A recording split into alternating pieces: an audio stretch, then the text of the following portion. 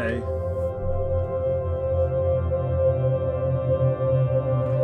Hi, how's it going? Good, good. Can you hear me? Okay, that's good. I hope this works.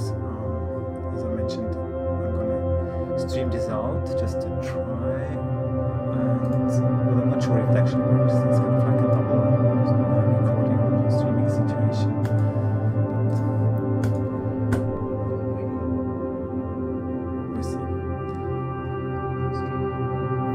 Yeah, but I'm just showing the screen with the left screen, basically with the images, but they will not be able to ask questions or interact or anything. Just trying this out, as I mentioned last week. So wait for the others to join. And then you should now already see my screen, right? Okay, good. And if I draw like this, can you see that too?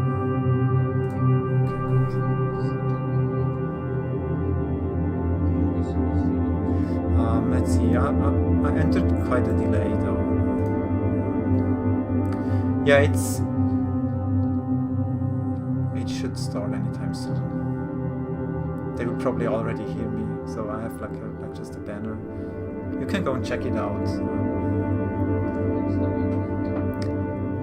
Oh, that's a good question. Hang on. The link is... Where do I find my link? Well, I think you have to just join my channel and then you would probably see it.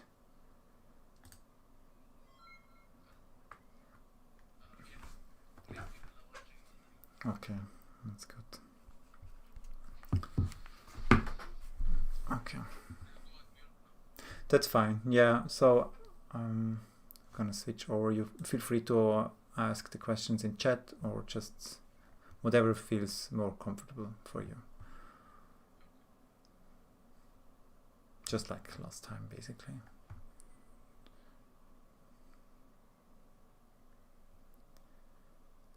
So by the looks of it, you're the only one. So yeah, let me just turn this on here and then we start. Okay, hello, hello, hello. Welcome everybody to this weekend group teaching session. And this is something new now, so we are also live on YouTube now, and there will be some delay, and I will be mostly interacting with the people in the proper session here, where we go through these cases which are on Collective Minds Radiology. So the people who book this session have access to these cases in the original DICOM format, and we're able to go through these cases beforehand, and we will now go through these cases together and resolve any questions or discuss these cases a little bit. And if you follow on YouTube, then it's nice, welcome as well. And yeah, you might type stuff in chat, but I will not be able to see it because I have the other stuff in front of me. So maybe next time you might consider joining the proper session as well. Okay, so then let's start with the first case. I think we can, which one do we want to pick? Let's start with the knee. Open up the trauma during tennis play, lateral knee pain, and I'm gonna quickly let you know what the problem was. So this patient was playing tennis and had a sudden pain, or felt a sudden pain, and has now pain on the lateral side. So this is the clinical information. And did you already go through the cases, or do you need a little bit of time now? Just, oh, they're not joining. Admit. Just you can type in chat. That's fine. Where's my window? Here. Chat. Yeah. Okay. Yeah, so just let me know if you need a little bit of time. Otherwise, I will start showing the stuff here. And if you have any questions, okay, that's fine. So I'll give you 1 minute or so to go through the case. I will scroll in parallel through the case for those who do not have access. and then we will have a little discussion about this. So just preloading here. It's a little bit slower today, and we can go full screen. If you press F11, you can go full screen, so that's quite nice. Okay, I'm not saying too much, I'm just scrolling through. Oh, we do this for 1 minute.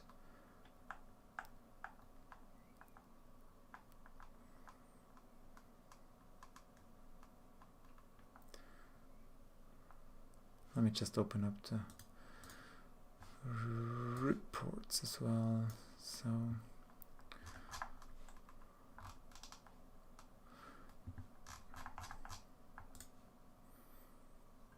Saturday. Okay. Very good. Just checking the proper case here while you go through the case.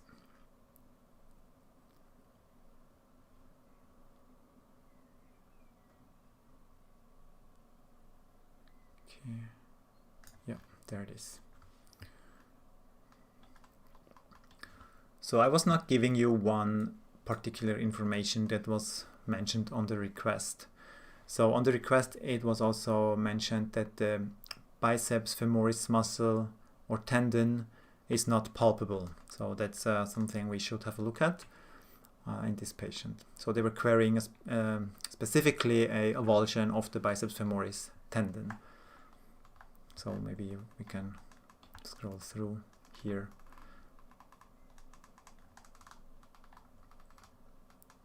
Okay. So, yeah, you're typing in anterior tibial contusion and ACL mucoid degeneration. Let's have a look.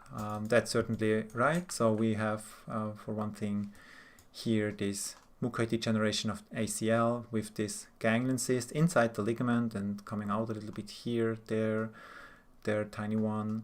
That's certainly one finding. And you mentioned the contusion at the anterior tibia. There was somewhere kind of like an edema here. Yeah, this probably is a result from a direct contusion. We don't know the exact mechanism, but we don't have any, other lesions, kissing lesions or anything. So this would be a very unlikely site for a contusion from bone to bone or something like that. So even for hyperextension, we don't have any other injuries that are pointing us into that direction. So probably just a direct impact on the knee. We can have a look at this one here, which is the T1 sequence. We can see this little bruising there, as you can see here, just a tiny bit there. So nothing too fancy. But there's another finding. Yeah, you got it. Biceps femoris rupture. Do you know what ruptured? So can you specify this a little bit? That's now, because that's the interesting question. Let me just pull this one up here. So we can maybe start here with the tendon first. So the biceps femoris tendon basically inserts onto the lateral aspect here of the proximal fibular head. And if you look here, like first of all, we have the lateral collateral ligament is fine. We can see there is some edema up here. We have the iliotibial band, which is coming through quite nicely here. And then we have the lateral collateral ligament, and here, this tendon here is actually the biceps femoris tendon, right? So if I move this back here, this is the tendon, and it looks pretty unremarkable. Now, if we go on the axials, we can see here as well where we have the popliteus tendon, we have the lateral collateral ligament here. I can make this a little bit bigger. So we have the popliteus tendon, we have the lateral collateral ligament, it's going down, and it's then kind of like blending in here with the tendon, and then the biceps femoris tendon is this one here, and it's quite normal looking here. And this is one portion of the muscle. And then the axial, they kind of like stop here, and you could be now intrigued and just say, okay, there's some edema, hematoma around it, but the tendon and the muscle here looks good. But it's very important that you always obviously look at all the sequences, and I think this one here shows it the best. If you scroll through here, we can see that on the lateral side we have the tendon coming down, we have the muscle or one part of the muscle here, but here where we have this all this edema there is something happening here. So we have this part of the muscle that's retracted actually. So it's not just like a tendon tear, this is actually a whole muscle portion that's retracted. This is very interesting and could easily get missed because obviously the transverse section, they were stopping about at this level and we were not able to see this, and it looked normal on the transverse except for the like soft tissue edema. So the problem here, or what did actually happen? So the patient had a rupture or like an avulsion or detachment, however you want to say this, of the like the long head of the biceps. So this is the long head and the short head. And the long head is this one, and this is the short head that's going down with the tendon. Okay, so these two heads, basically, they both use more or less the same tendon, and the long head of the biceps is inserting more or less onto this aponeurosis. Where we maybe show you this here.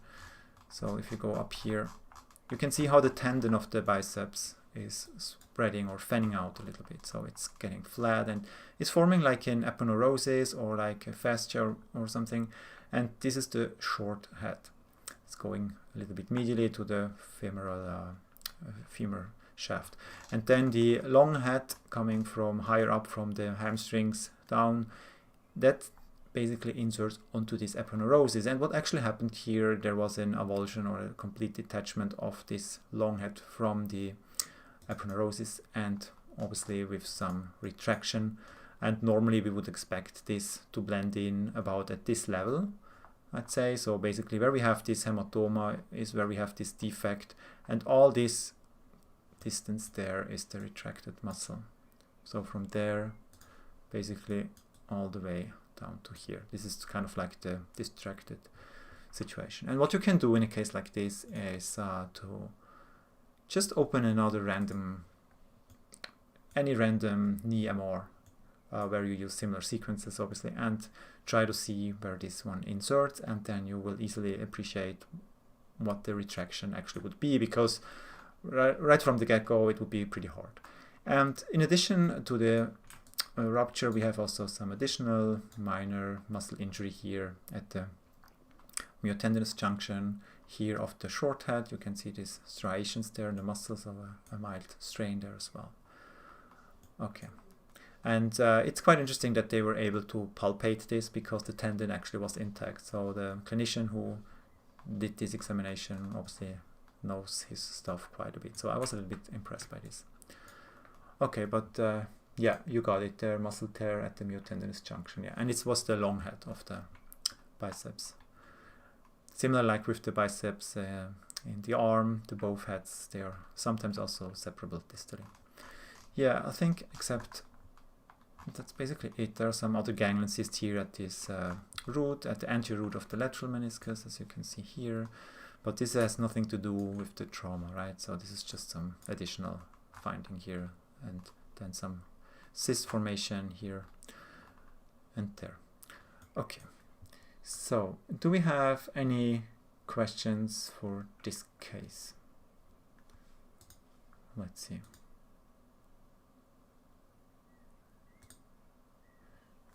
No more questions. That's good. Okay, then let's move on and go to the next case. Now I think I have to go close this one, and we can close this one, and we go back. So let's open up the next case, and yeah, let's pick this one here. The hip case, right hip pain, femoral neck, most thickened on x-ray, and it's a 9-year-old. So this is now more in the pediatric age group. We open it here. We preload the study. And again, I'll give you 1 or 2 minutes to go through the case, and feel free to post the questions already, or just the findings rather, or both at the same time, don't matter. Just type it in chat and we'll see.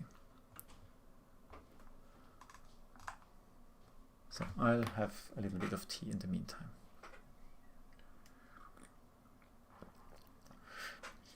So for those of you who are watching live, so you have the chance now to watch this. Once the session is over, I will take the video down from YouTube and it will only be available on demand for my Patreons over on patreon.com/acton, just to, you know, to give them some exclusive content. And they are from all over the world, and not everybody can make it on Saturday evenings, obviously, for, you know, for a lot of reasons, time zone, but also other commitments. But I want to provide this to my patrons so they can have a on-demand replay if they require or want to do it. So if you're interested, you can also check that one out. I think you find the links in the description down below of this stream or of any other of my videos. So I'm just going to start off here with this sequence, just make this big again, and we move it over here. So we can see it's a young patient already. I'm just scrolling through, not saying too much. Still give you the time to see what's happening here. And the report is here. Where is it? Yeah, so he has troubles moving his leg on the right side. It's painful. And on X-ray, the bone was a little bit thickened, and they are querying for a intra-articular lesion or osteomyelitis. These are the two questions they have, and the patient is 9 years old. So I'm just scrolling through. There's some other sequences as well, maybe this one. You can see young patient, feces still open, obviously, in that age group. So it's always worth thinking what could actually be, or what's kind of like the common things in that age group. And then we'll have a little discussion about this. And this one here is a, what is it? This is a PD fat set. Just going through here. And then sagittal PD as well. So there's quite a bit going on. It doesn't look good. Okay.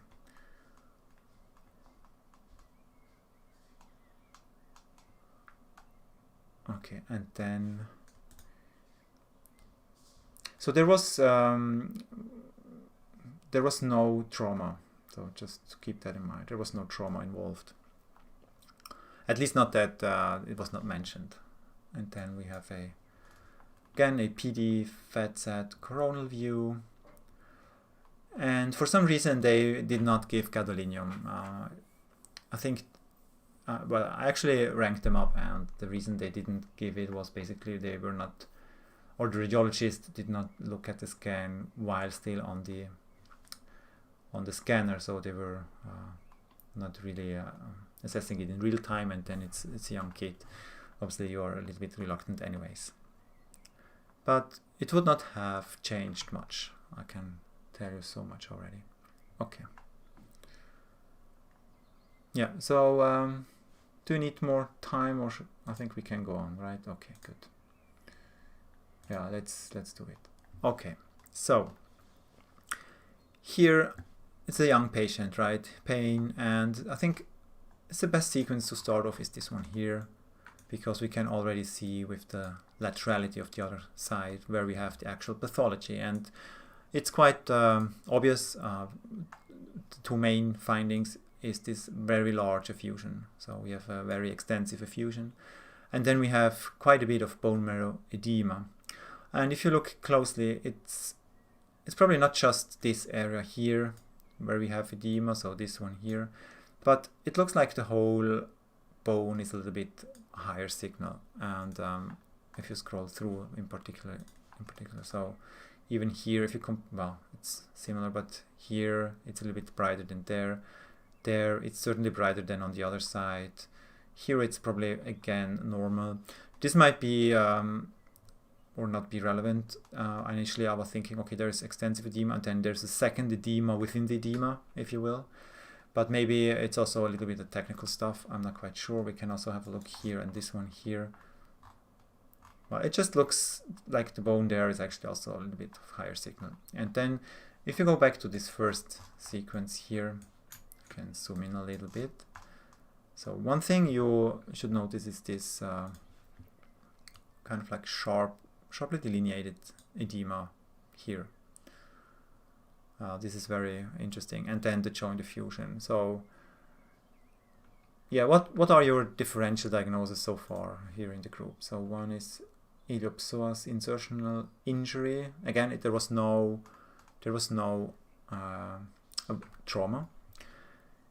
And we can have a look at the iliopsoas tendon. So let's resolve that here quickly. So we go up here on the axials. It's always best to have a look at the axials. Iliopsoas tendon from the iliacus muscle and psoas coming down here. Then it's because we have such a large effusion, it's really indenting here the joint capsule here. So you can see there's a lot of effusion going on. It's going down here.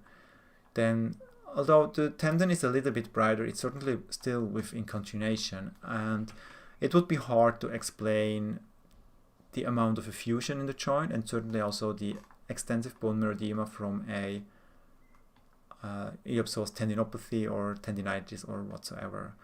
And we don't see any very hypointense structures like calcific tendinitis, which can make inflammatory changes around the joint. And it's also not in that age group, so calcific tendinitis in 9-year-olds would be very unusual. So therefore, and also with the history, no trauma, iliopsoas I would probably rule out. And I think this high signal is just a result from all this inflammation that's going on there. So you mentioned avulsion mechanism.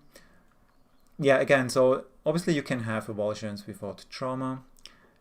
This is like just from a minor trauma, and there's always this myth, or like the classical teaching is, if you have an avulsion of the lesser trochanter in an adult, it's a metastasis or like a pathologic fracture until proven otherwise, although it's actually rare to be a metastasis. It's still not the most frequent cause.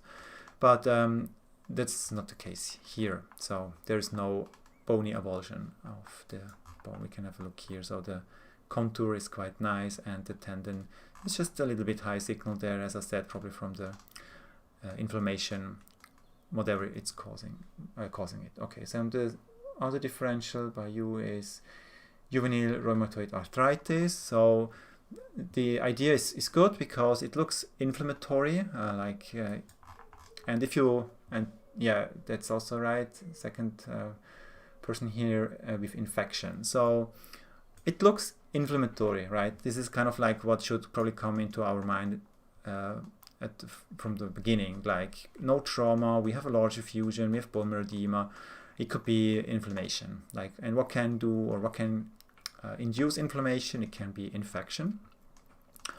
It can be like any, juvenile arthritis kind of like stuff. But it's both not the answer in this case, I'm afraid.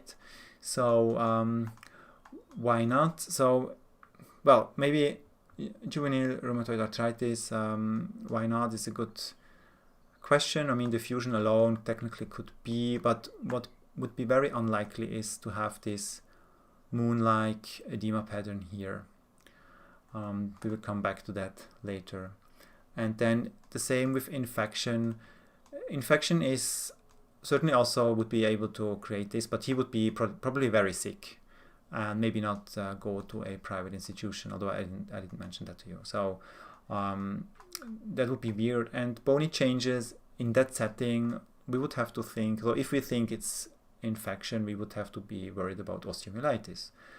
And if we go to maybe this one here, we can see, and this was also mentioned in the clinical information already, that the femoral neck, or what did they exactly write? The femoral neck is thicker on the right side than on the left side. So let's see whether we can actually see this. Probably not the neck, but if you look, for example, the cortical bone, it's very subtle here, and you can see the cortical bone kind of like disappears here a little bit, whereas we have this strong cortical bone over here. So just have a look at this area here as opposed to this one here. And if we go to the T1, this one here, you can see that it looks thickened, and that's probably what they saw on the X-ray. So there was probably some additional sclerosis here. And then the question, did X-ray show any needles? I just saw the X-ray on like a JPEG, very small resolution, but there was no needles visible. And yeah, you mentioned differential would be osteoidosteoma. Yeah, that would be good. So CT correlation, that's certainly a good idea. But go back to the case. I'll give you another 30 seconds to find something that could put you into that direction. Osteoidosteoma, because you can technically see a nidus also on MRI. So go search the nidus. Oh, we have even radial imaging. That's good. Well, it's not helping too much, but I think the axes show also something very, very nice. So if you go here, for example, on these transverse sections, you can see the normal cortex. If you go to the most distal section, okay, so here we have normal, this is just a normal cortical bone, right? There is nothing else there. But if we scroll proximally, we can start to see things are changing a little bit. First of all, we have edema on the surface of the bone here as well. So this is consistent with periostitis. We have thickening or layering basically here onto the bone itself.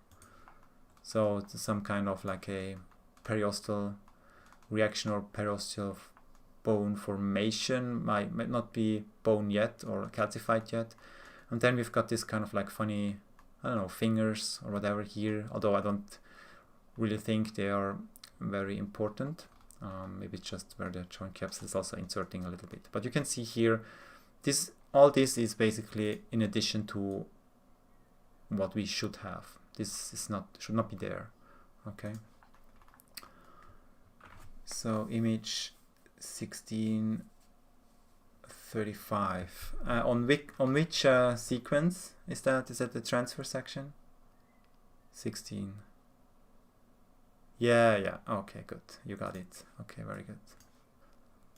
Yeah, that's it. There it is. That's the corpus delicti there, right there. So this is the nidus here of a osteoidosteoma at a very special location, right? So if you think back, osteoidosteoma, we know it's an osteoid building or like lesion. And what we normally would see or expect if you, for example, think about the osteoidosteoma in the tibia, you see a lot of sclerotic bone, right? Okay, some people are still joining here. Good.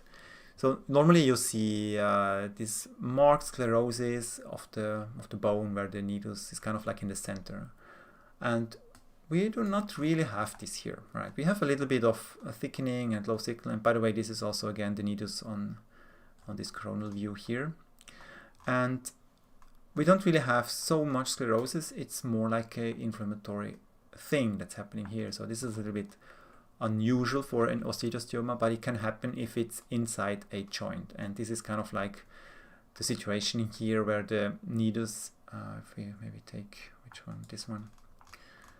So you can see again, there is this kind of like nidus here without a lot of sclerosis. But if we go back to here on this image, and that's why this half moon bone marrow edema is quite important, because if you see something like this, so you should think, what's causing it? Because it's weird to have a so sharply delineated, like it's like a circle, right?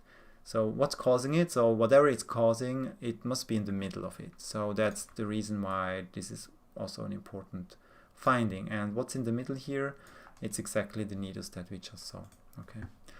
So and yeah, the joint capsule, the insertion is probably somewhere around where we have the nidus. And this is important because, as I said, intra-articular osteoidosteomas, they typically present with an image like this, where you have a lot of effusion, synovitis, inflammation, extensive bone marrow edema, and not so much or even no sclerosis or osteoid formation. That's very important. And this is true for all the other joints. So elbow, I've seen cases in elbow, or even like in the ankle. And I think in one of my ankle impingement videos, I actually have a case which was treated for, was it impingement or osteochondral lesion, when in fact it was just an osteosteoma in the joint itself, and there was a significant delay between diagnosis and like treatment and diagnosis actually. So this is important not to call this something else like infection. Again, infection, patient would be very sick. Inflammatory stuff probably also less frequent than osteosteoma, and if in doubt, certainly, as you also mentioned there in chat, do the CT. Even if it's a 9-year-old, the CT will certainly confirm this diagnosis, but I think we can be quite confident already here with this one here, having this needles here, and then all this bone formation around here, or the periosteal reaction, and kind of like in the center of this extensive bone edema and all this inflammation inside the joint. So there. Okay.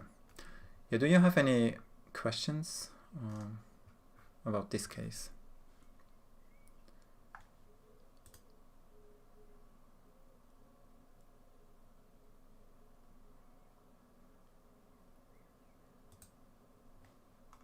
Yeah, it's a nice case. Okay, no question, cool case, good, thanks. All right, so let's move on then. I'm gonna close it here. We move on to the next case. Close this one, and we go back here, and we go over to the next case, which is, I don't know, come on. Yeah, let's pick the shoulder case. We just go in order. So this is the 20-year-old female, unclear pain in the left shoulder around the scapula, and there was a clavicular fracture on the left side in 2018, and ever since I think she's having unclear shoulder pain. How old is she? 21. Okay, so we open the review mode, we press F11, go full screen. Again, I give you a few minutes here to quickly go through the case on your own, on Collective Minds. And then we'll have a little discussion about this one. The last one there. Okay.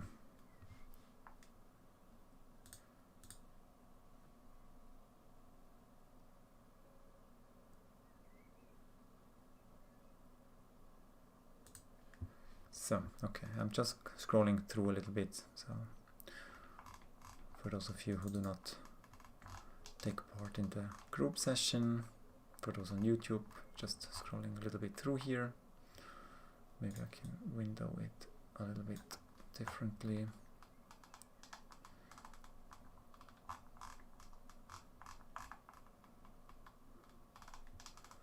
So let's see. Was there any other information for this one here? Just see it.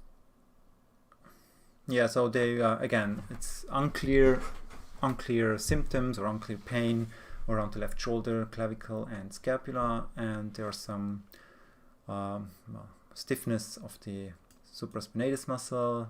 There was a clavicle fracture in 2018, which was treated conservatively. No surgery, and they are now questioning like, is the fracture healed, and what about the neurovascular bundle? Probably I think they mean under the clavicle, or any other pathology in that area, so because she seems to be stiff there at that level.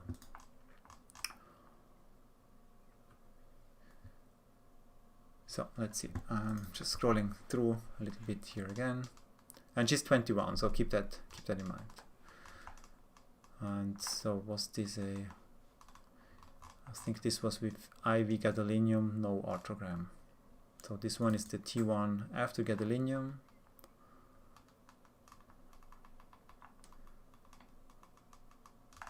Maybe I can window this a little bit. Okay, this. Yeah, try to find what's, or make up your mind what you think we should write in the conclusion of this patient. Just trying to get all the sequences to a nice windowing here.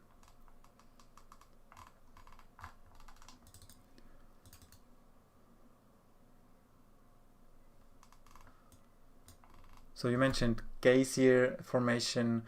That should technically, well, be reserved for arthrograms, and it's not necessarily the case here.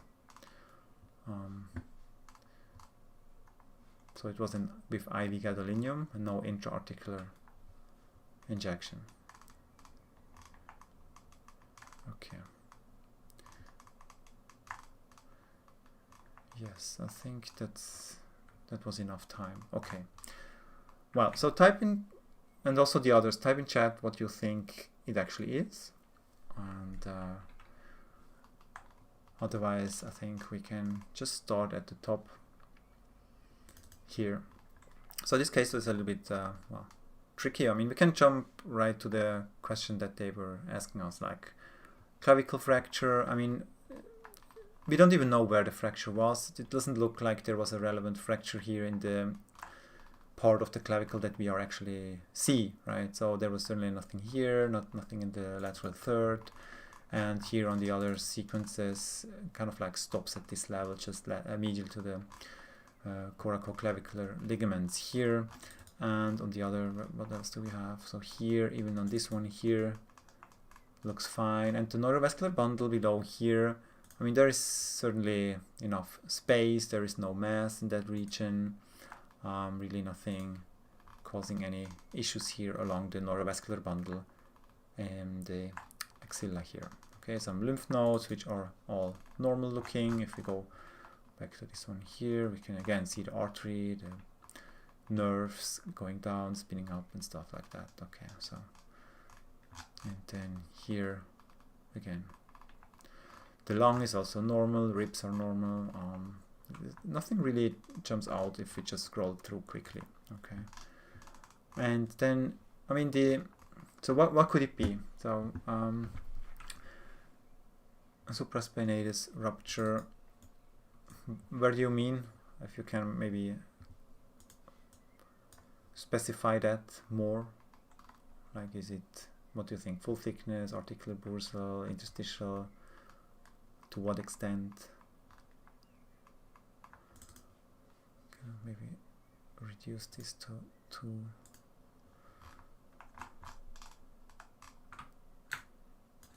And sagittal. Now where's the sagittal? Not this one. This one.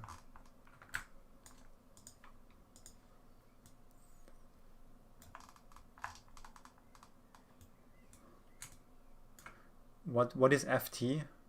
What do you mean FT?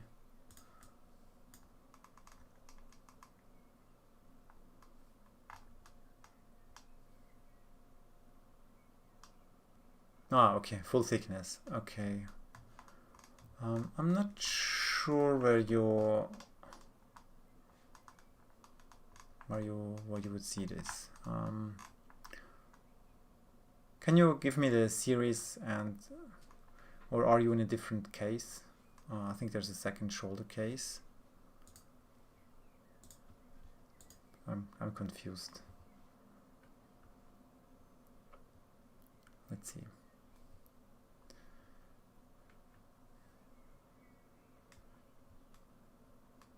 So there's another patient with a shoulder injury, and just make sure that you're not have that one open. So this one is the 21-year-old. Where is it now? Okay.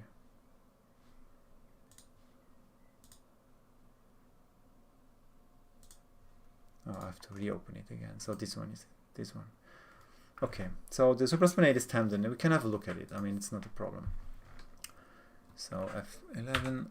So supraspinatus tendon, it's always best to start on this kind of like oblique coronal sequences. And the way I do it, I'd always start at the anterior edge. So you go to this still loading, most anterior image. Yeah, you were in a different case, no worries. Yeah, you have to open the one with the 21-year-old patient.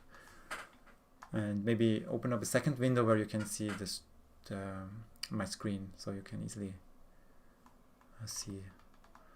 Okay, so you go to this most anterior image here for the supraspinatus tendon now. So coracoid process, then we have the subscapularis, and at some point you start to see the long head of the biceps tendon, how it's going down here.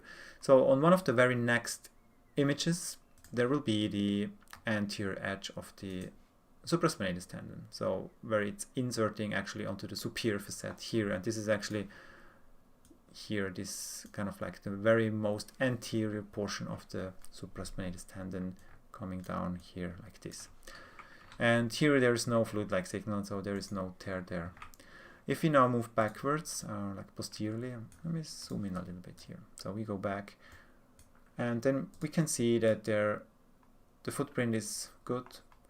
Some intermediate signal here is probably just where we have kind of like the overlay between the infraspinatus and the supraspinatus tendon, so they are crossing each other a little bit. Sometimes this can create a little bit of a linear signal there. It's not fluid-like enough to call this a tear. So supraspinatus tendon by itself looks good on this image. We could argue maybe, okay, the surface, what about the surface? But the surface is actually also probably fine. We come back to that later. If we go here on this image here, the sagittal, normally I'd like to have those in fat saturation as well. It was not the case in this particular exam. But here you just go to the medial portion, you find the tendon, then this is the strongest portion, is the anterior one, then it kind of like fades out and you can see all this portion of the supraspinatus tendon, nice black. It's not thickened, there's no tendinosis, there are no calcifications in it, and certainly no fluid-like signal changes, so that's perfectly fine here as well.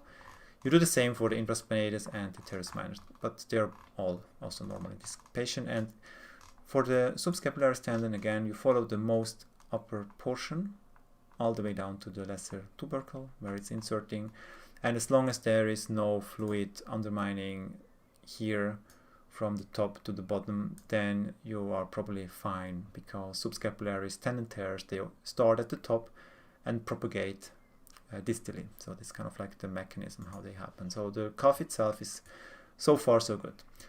Did anyone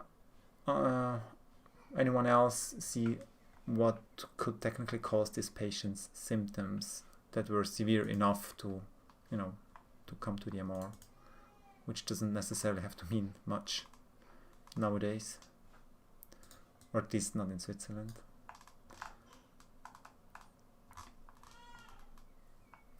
Just give you maybe 30 seconds or so.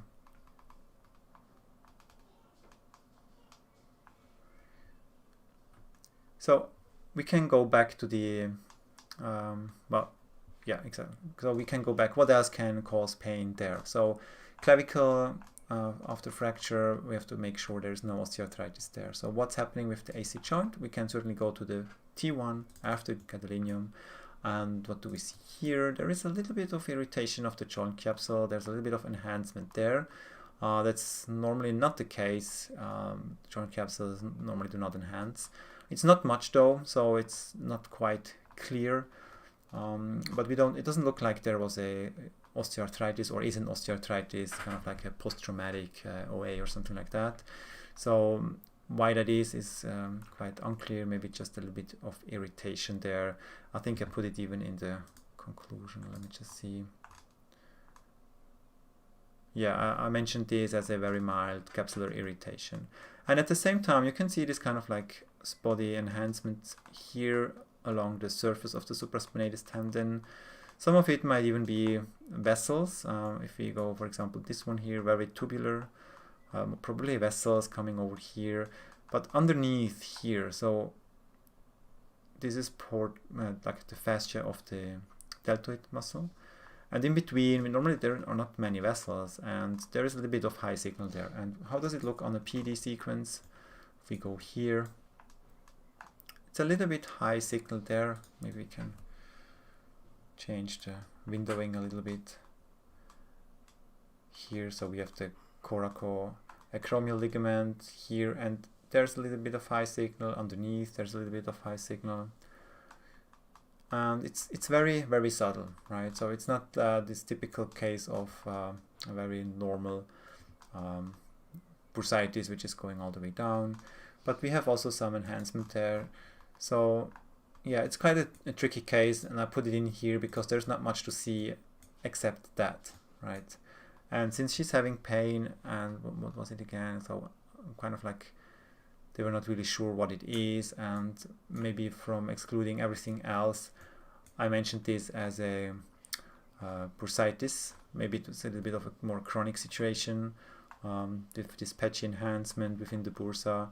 We could argue that maybe the bursal-sided fibers of the supraspinatus tendon might be a little bit frayed, but I was not going that direction. First of all, there's not a lot of evidence of irregularities here in the undersurface of the acromion itself, and I think it's more this irregular signal with portions that enhance and portions that do not so much enhance of the bursa rather than a tendon pathology by itself. And why would there be a capsular irritation? I don't know.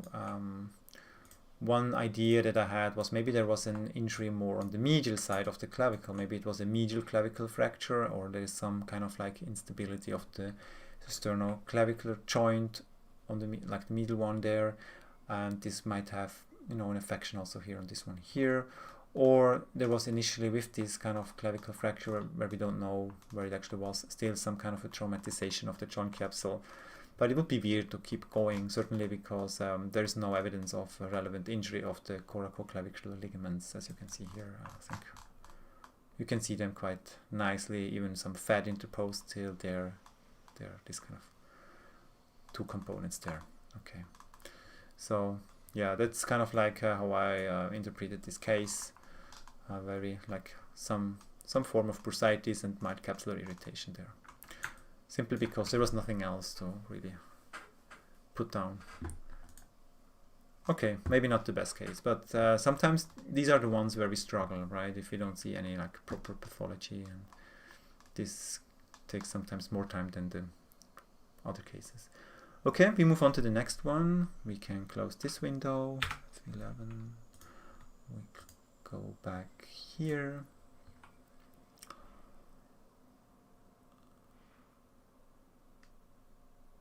Okay, it's loading, and we go to the. So how much time do we have? We have time for one more. Okay, let's start off with this one here, like with the other shoulder case. That's probably the one that you had open before, and we open this case. So we have about 15 minutes left, and then we press F11, preloading the study, and there we go. Again, I give you all in the group a few 1 or 2 minutes to go through the case. Let me just give you the clinical information for this patient quickly. If I find it. Oh yeah. So patient has pain and restricted range of motion after some game with a ball, Faustballspiel. I don't know what that is in German. Sounds like, what's the English? Does any one of you know the English term? I think it's where you just shoot other people with the ball, right? Yeah, it's a funny game. Anyway, so after playing that game, he had pain and restricted range of motion, and the question is rotator cuff lesion or tear.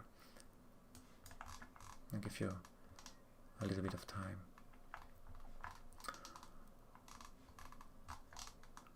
I mean, it's quite obvious, but this is not the point that I want to make here. There are a few questions that I might ask you, so, or like good take-home points, even from an anatomy point of view. I'll just give you another 30 seconds. Just scroll through to this kind of like tear. As you can see, there's a rotator cuff injury. Just figure out which tendons are affected to what degree and how you would maybe describe this, and also what do you think it's kind of like the temporal evolution, or like yeah, because we have some edema and not everywhere, but just some tendons, kind of like that stuff. I think those two sequences are quite good. And if you have questions to this case, then just pop them in here. Okie dokie. Yeah, I think that's it. And you can, well, all of you can see there is a full thickness there of the supraspinatus tendon. The tendon, the stump is quite heavily retracted here back to the level of the glenohumeral joint line or the upper pole of the glenoid. And it's nicely seen also on the axials for once. And you can see here the central portion. And then we have kind of like this big defect here in the tendons, and the it's very interesting because if you look at the axials, you can still see stuff going anteriorly here, and if you go on that here, certainly there as well. So you could now try to figure out what this is here. Do you think that this is, or what is it? Do you think it's a complete tear, like completely detached, or is there still some anterior fibers intact? How would you put that down in your report? I can also show you this here. We go to the medial side. We see the tendon, then the tear is kind of like fanning out, like one slip here, and then the one here on the back, quite typical for this kind of like tears where the infraspinatus is also involved. There's kind of like this bridge between the two tendons shortly after the spina here, and they are both retracted. So infraspinatus here also high grade, or full thickness tear of at least 3/4, if not more, of the tendon, and severely retracted back here again. Maybe also nicely seen here. So kind of like completely, shredded tendon, like the stump is completely frayed out. Yeah, exactly. So that's very good. So as you can see here, the question that I was asking is, do we believe that there is still some fibers here at the very most anterior edge of the supraspinatus that are intact? And if we go here, it looks a little bit like it, right? Because it's not the biceps tendon. The biceps tendon, the anchor would be down here. It's above it. Well, biceps tendon is probably torn here, but this is not the biceps tendon. And we can go have a look here. We go anteriorly here, zack, zack, zack, and it still goes down here. And if we now try to find this on the axials, let's try that. We can see we have at the top here this very subtle string of tendon or band or whatever going anteriorly.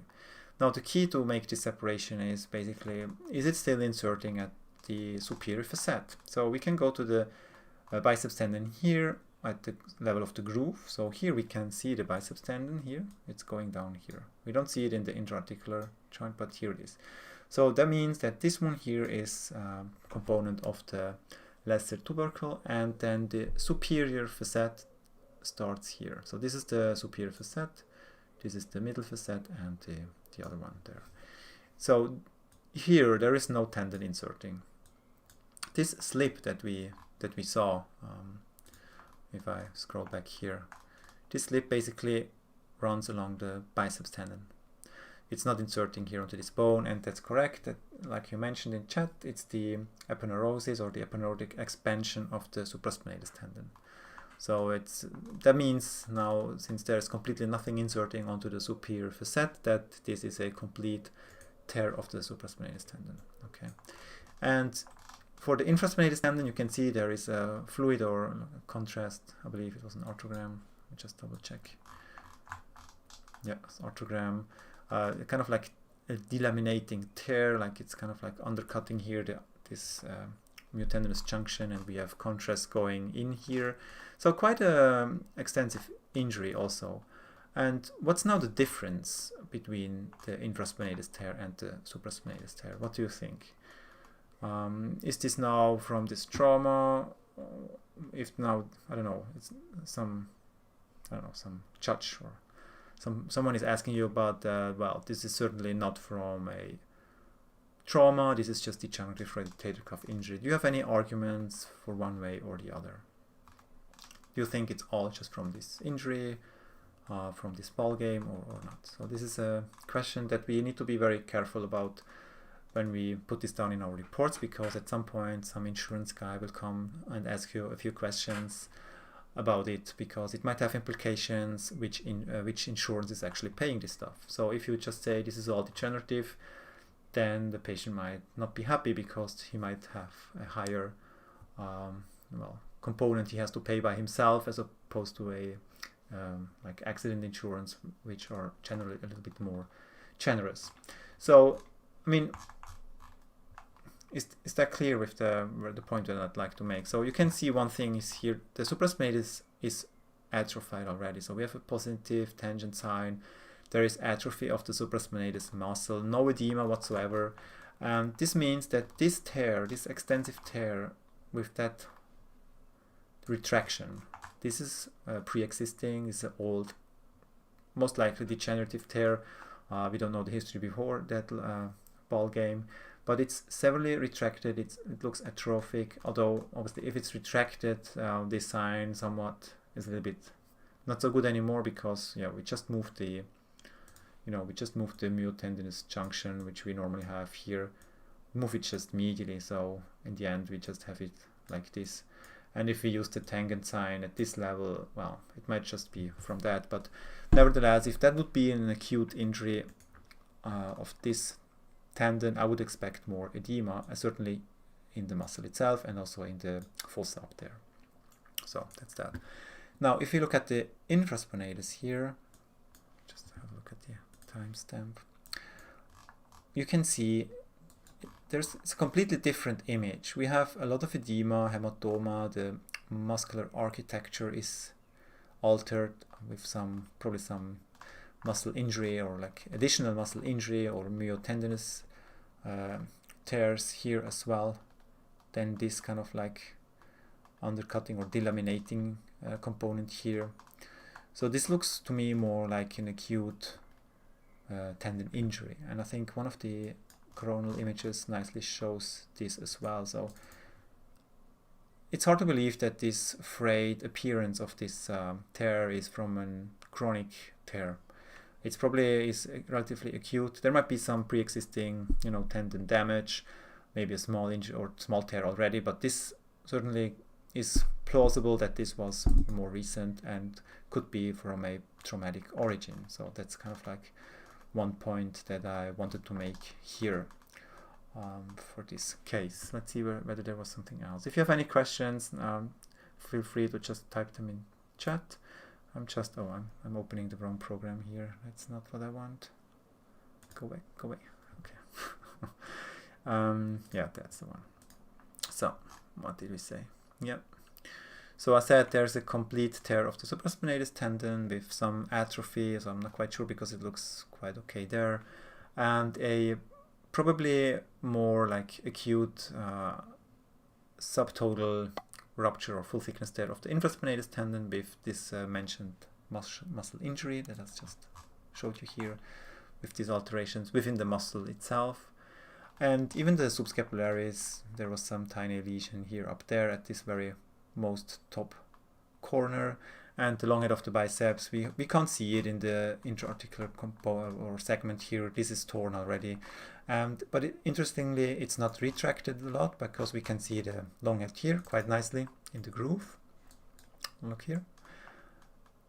And then about at this level we kind of lose it, but maybe it was torn and then just like scarred and kept in that position, whereas sometimes if it's like an acute tear, they retract quite a bit, and this was not the case here. So it's probably some some scar tissue that's keeping it in place at that level. Here again, this injury of the upper border of the subscapularis. Okay, yeah, that's it. So if you have any questions, type them in chat. Otherwise, I'd like to thank you all for watching. Let's see, we got 24 viewers on YouTube. That's quite nice, and I will now upload this to my Patreon homepage. So if you want to watch the replay, make sure you or become a patron, And yeah, that would be great. Okay. So let's see whether there are any questions.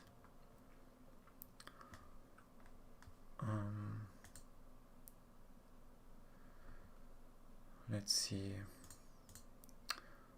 And by questions I mean in the live session here. So AC joint, or is there AC joint injury? Okay, that's a good question. So this is now, as you mentioned initially when you were opening up the wrong case, with this gaze-here phenomenon where we have from the intra-articular contrast it going up here. And also we have osteoarthritis, and since we are thinking that this supraspinatus tear is chronic because we don't have a lot of soft tissue irritation and all this retraction, this is most likely just degenerative. So we can even maybe think that there is some chronic, like cuff tear arthropathy, where we have neo-articulation of the head up here causing all this damage, and the joint capsule then gets damaged and we have this kind of like communication there, and that's kind of like that. So that's not a traumatic injury. And I think there is some images, I think there's even cartilage damage up there. Let's see, I'm not quite sure whether this is still artifact here. Let's see whether we can see this on some of the other sequences. It's quite blurry. Well, on this one here, the cartilage there looks good. So normally the cartilage damage is somewhere around this level. But nevertheless, so this is degenerative for me. And it's all probably degenerative. So we don't have any. What's always good, if you have this question for yourself, go to the clavicular, or like the coracoclavicular ligaments. If there is edema, then it might be traumatic. But if these are looking good and you don't have a proper history or anything, and with all this other stuff, it's unlikely to get this rotator cuff injury and this changes to be all traumatic. Certainly not without bone marrow edema and more hematoma or irritation at this level. So there are some arguments why this is just degenerative, which can happen quite a bit in these long-standing extensive supraspinatus tendon tears. Okay guys, that's it. Thanks for watching.